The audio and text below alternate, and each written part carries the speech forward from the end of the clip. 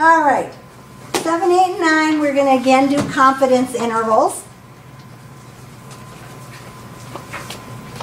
This one has really a whole long ton of formula to get the answer. I had to highlight 2 formulas.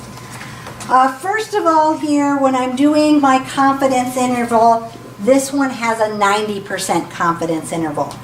So on my confidence interval, if the middle part is 90%, that means 1 minus 90% would be 10%. 10% divided by 2 means each of those little sections are going to be 5%.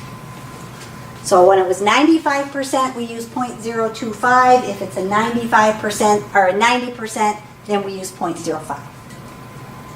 So we are first of all going to find what they call SP squared.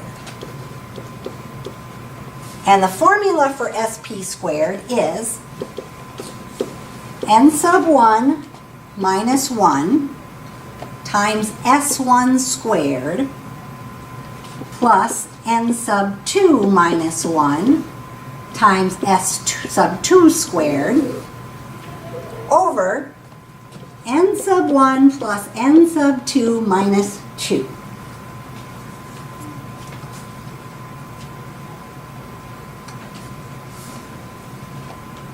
So, it says, a light bulb manufacturer wants to compare the mean lifetimes of 2 of its light bulbs, Model A and Model B.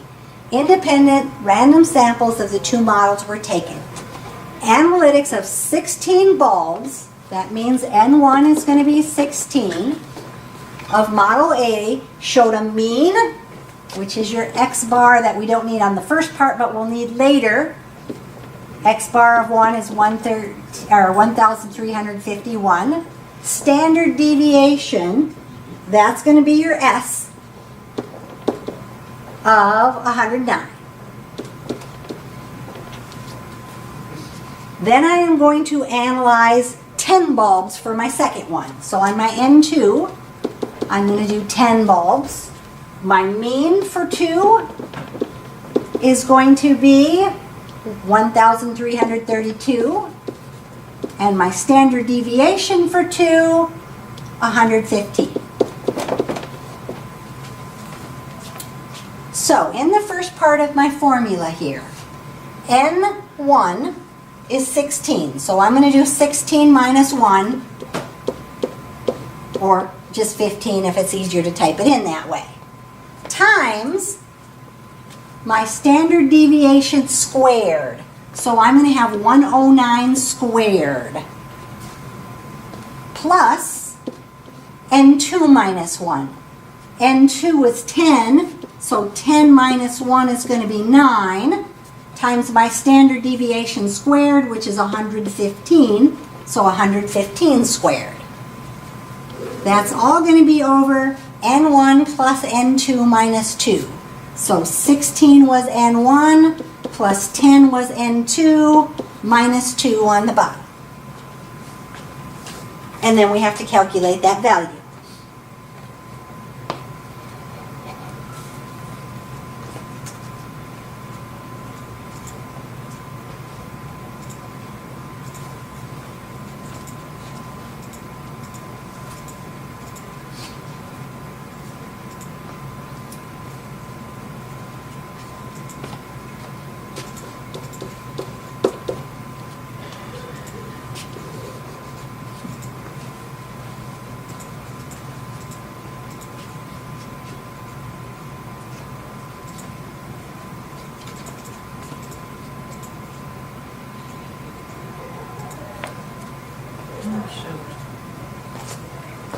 Undo. I highlight all these. Okay, yeah, highlight that whole, whoops. This should be 10 minus 1 instead of 10 minus 9. 9 was my answer when I did the 10 minus 1. But yes, you could just put 10 minus 1 there. And then 115 squared. Otherwise, you could just, instead of doing this, you could just put the 9 and just put the 15 and not have to have the parentheses. Highlight over that whole thing, yep, and then divide it by, and then you're going to have 16 plus 10 minus 2.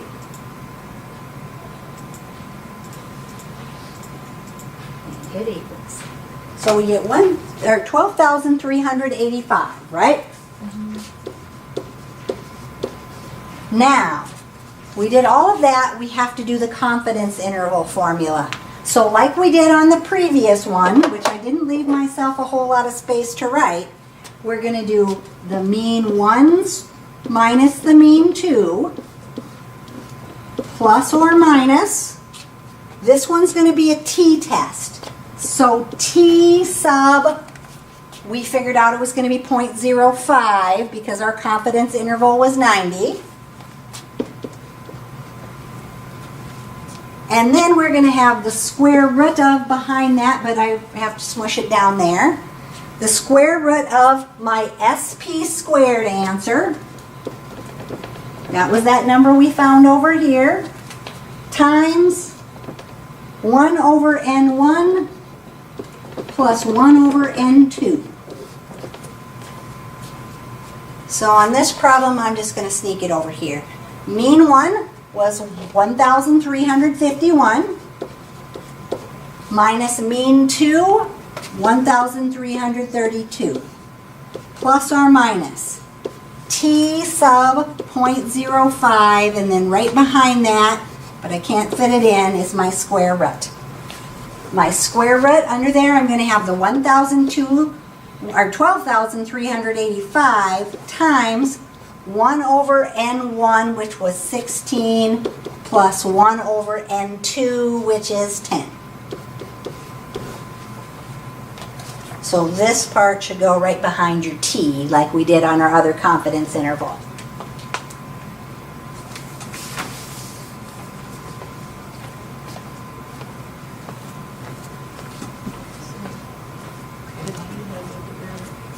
Oh, yes, the T has to have the degree of freedom.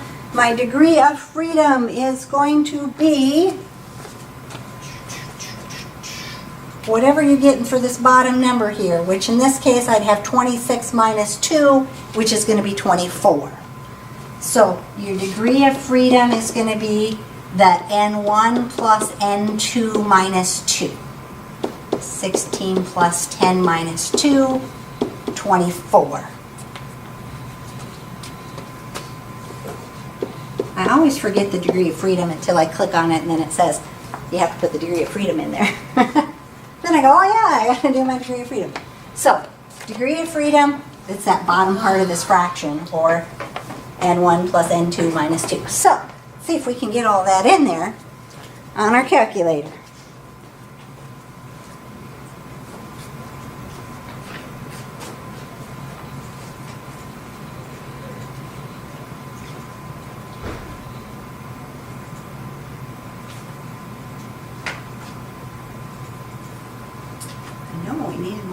Space on this paper, didn't we? I must have wrote smaller with my pencil.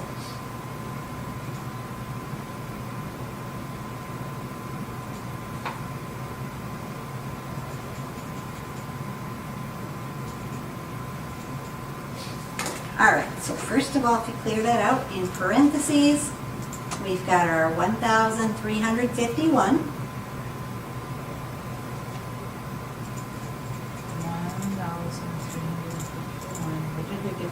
That was the mean of our first sample. Okay. Then we're going to do minus the mean of our second sample. So minus our 1,332.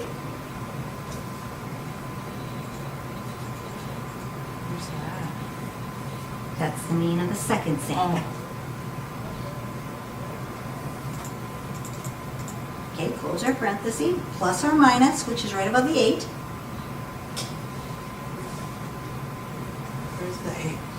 Oh. So plus or minus there.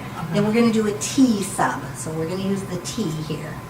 And so we're going to use t sub 0.05 with a degree of freedom of 24. So just straight in that little second box, we're going to put our 24. So the 0.05 we got because we had a 90% confidence interval, which means we have 5% on each end. The degree of freedom of 24 we got by doing the N1 plus the N2 minus 2.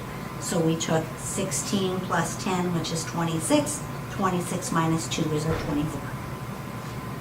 behind that, if we click up to the side again, so we're not down in that subscript, now we're going to do the square root part.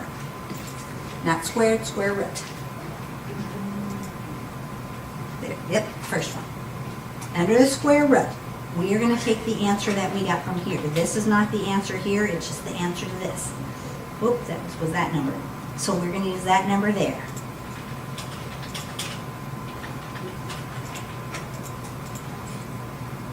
One, 2, 3, 8, 5. Yep, parenthesis. And then we're going to have 1 over 16, which was 1 over n. So 1 divided by 16. Click right behind the fraction. Oops. Look, right next to it. There we go. And then we're going to have 1 over 10, which was the n. Whoops, I forgot the plus sign. Undo a couple.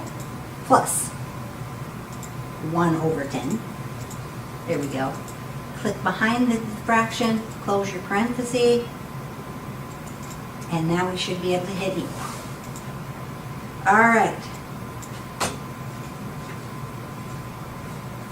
So, my lower limit to 2 decimal places was, after all that work, Negative 57175. and we're just 75, sorry. doing to 2 decimal places. So negative 57.75. 5. Yeah. Is that what you guys got? I rounded off, so I have a slightly different answer because I was not putting the whole thing in the Alex calculator. All right, and then my upper limit was 95.75. 75. All right, 95.75. So it does give you some leeway in case of rounding. I rounded off my values to 3 decimal places, and so I have a slightly different number, but it will take it as long as it's pretty close to the answer because they know there's rounding issues. All right, so this is kind of a long one because we have to calculate this SP squared in order to put into our confidence interval formula.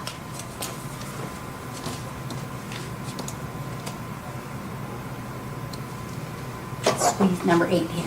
It says, the University Data Center has 2 main computers. The center wants to examine whether computer 1 is receiving tasks that require processing times comparable to those of computer 2.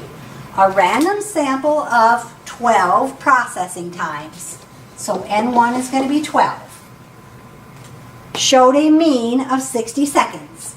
So my mean one going to be 60. With a standard deviation of 19 seconds. So my S1 going to be 19, right? Computer 2. Well, a random sample of 9 processing times from computer 2. So N2 we're only going to do 9 processing times. Shows a mean of 50 seconds. So X bar 2 is 50 with a standard deviation of 18 seconds. And this one again, we're going to use a 90% confidence interval, so we know we're going to do T sub 0.05, right? When we do our degree of freedom, we're going to take N1 plus N2 minus 2. So if I do 12 plus 9 minus 2, my degrees of freedom would be 19. All right, so we have to start off with our first formula when we did our SP squared formula, that very first one. So in our first formula, the first number was N minus 1. You can either put in 12 minus 1 or just do 11 because we know that 12 minus 1 is 11, right? 12 minus 1 times the standard deviation squared, so my standard deviation is 19. Plus N2 minus 1. So again, you can either type in 9 minus 1, or if it's easier, you know 9 minus 1 is 8, right? Times the standard deviation squared, so the 18 squared. Now we now know the bottom number is going to be this value here. So again, you can either put in 12 plus 9 minus 2, or since I figured it out for my degrees of freedom, you can just type in 19 if you prefer. I'll write it out the long way, but you could just put in the 19 since we figured that number out already. And that would make it easier to get it typed in if you did that, some of those calculations ahead of time. So 11 times 19 squared plus 8 times 18 squared divided by 19 would be the quick way to type that in.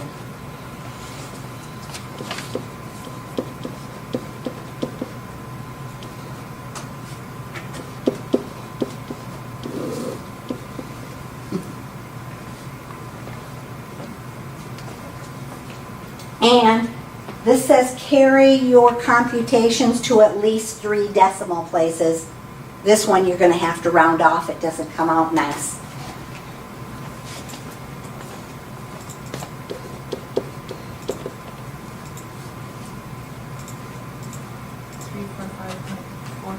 Yep.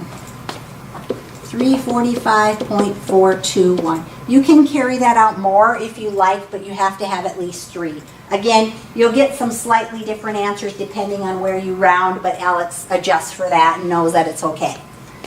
Now that we found that, now we got to do the confidence interval formula. So on our confidence interval formula, we're going to start by subtracting our 2 mean values. So we're going to take 60 minus 50. Then we're going to have the plus or minus, and then we're going to do our t. So t sub 0.05 with a degree of freedom of 19 we already figured out. And then we're going to do our square root. And under our square root, the number that we found here goes first, 345.421. And then in parentheses, 1 over our n value plus 1 over our other n value. So 1 over 12 plus 1 over 9.